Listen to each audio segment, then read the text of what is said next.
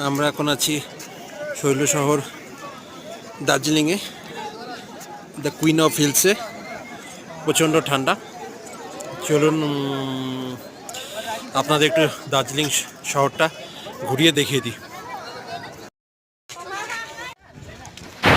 ছুটির দিন, হোলিতে দুদিন পেয়ে ছুটে গেলাম দার্জিলিংয়ে। দার্জিলিং আমার বরাবরই ভালো লাগে। দেখুন, যে পৌঁছে গেলাম বাতাসিয়া লুপে। সেখানে এক অপরূপ দৃশ্য উপলব্ধি করার পরে হোটেল ঠিক করে চলে গেলাম হচ্ছে ম্যালে। সেখানে দেখলাম প্রচুর লোকের আগমন। এই দুদিন ছুটি পেয়ে সমস্ত বাঙালি যেন ছুটে এসেছে দার্জিলিং শহরে।